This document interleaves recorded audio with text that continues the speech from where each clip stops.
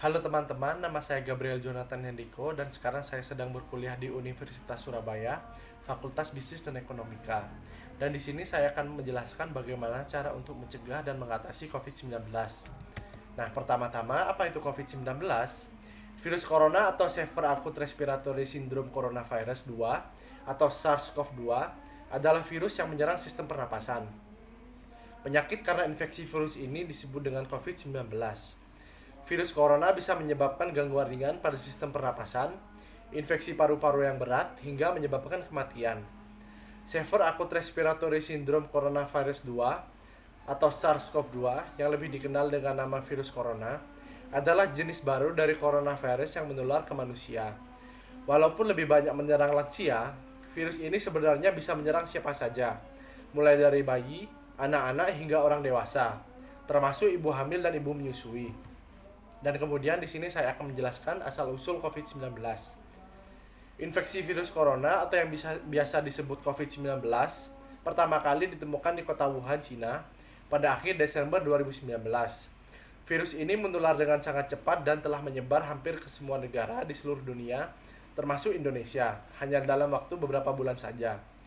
Hal tersebut membuat beberapa negara menerapkan kebijakan untuk memberlakukan lockdown dalam rangka mencegah penyebaran virus corona.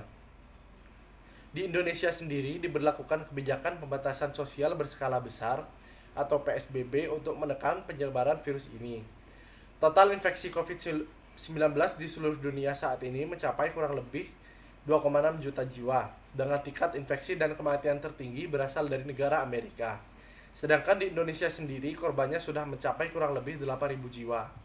Dan di sini saya akan menjelaskan tentang bagaimana cara penyebaran virus corona. Menurut WHO, COVID-19 menular melalui orang yang telah terinfeksi virus corona. Penyakit dapat dengan mudah menyebar melalui tetesan kecil dari hidung atau mulut mereka ketika seseorang yang terinfeksi virus ini bersin atau batuk. Kemudian tetesan itu mendarat di sebuah benda atau permukaan. Dan tetesan itu disentuh oleh orang yang sehat dan orang tersebut lalu menyentuh mata, hidung, atau mulut mereka. Dan biasanya gejala yang muncul yang paling umum adalah demam, kelelahan, dan batuk kering. Tetapi ada juga beberapa yang mengalami hidung tersumbat, pilek, sakit tenggorokan, atau diare. Dan bahkan ada beberapa orang terinfeksi yang tidak menunjukkan gejala apapun dan tidak merasa tidak enak badan. Dan kebanyakan orang, sekitar 80%, pulih dari penyakit tersebut tanpa perlu perawatan khusus. Dan berapa lama virus corona bisa bertahan? Virus corona atau SARS-CoV-2 memiliki ketahanan yang berbeda pada permukaan benda mati. Perubahan suhu dan kelembapan dapat mempengaruhi berapa lama virus tersebut dapat bertahan. Yang pertama, pada aluminium, pada suhu 20 derajat Celcius dapat bertahan sampai 2-8 jam. Kemudian pada logam, pada suhu ruangan normal dapat bertahan sampai 5 hari. Dan pada kayu, pada suhu ruangan normal dapat bertahan sampai 4 hari. Dan pada kertas, pada suhu ruangan normal dapat bertahan 4-5 hari.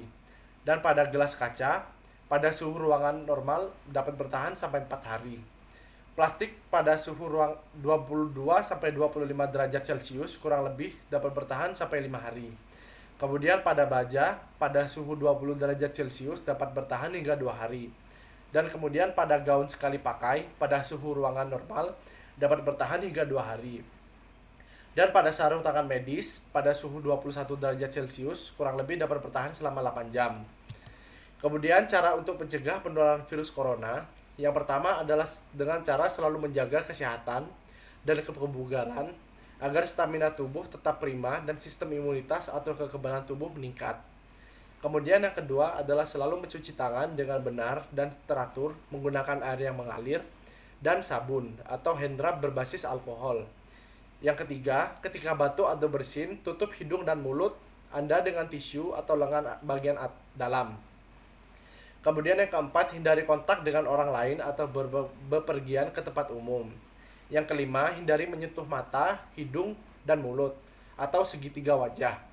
Kemudian yang keenam, selalu gunakan masker dengan benar hingga menutupi mulut dan hidung ketika Anda sakit atau saat berada di tempat umum.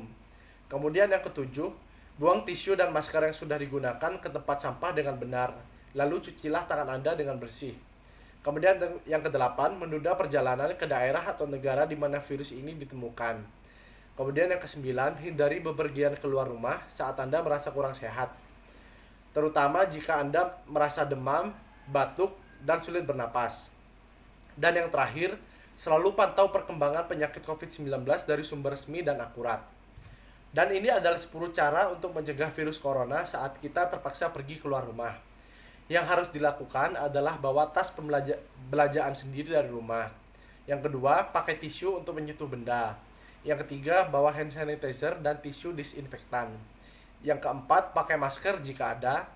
Yang kelima, saat pulang segera ganti pakaian dan mandi. Yang keenam, cuci tangan segera saat tiba.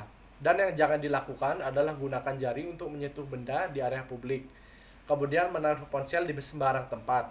Yang ketiga, pakai uang tunai sebagai metode pembayaran.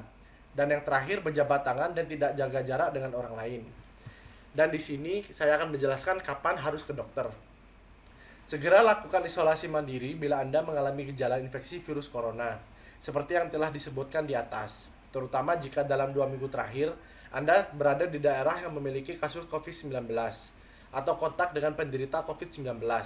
Setelah itu, hubungi hotline COVID-19 di 119 EXT 9 untuk mendapatkan pengarahan lebih lanjut.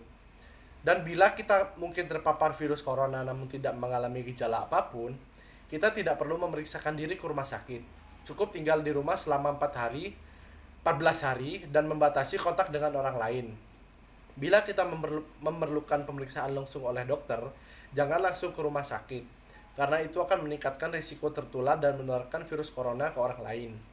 Anda bisa membuat janji konsultasi dengan dokter di rumah sakit melalui aplikasi Halo Dokter, agar bisa diarahkan ke dokter terdekat yang dapat membantu kita. Terima kasih karena sudah menonton video ini dan semoga bermanfaat bagi kita semua. Dan jangan lupa stay home dan stay healthy. Terima kasih.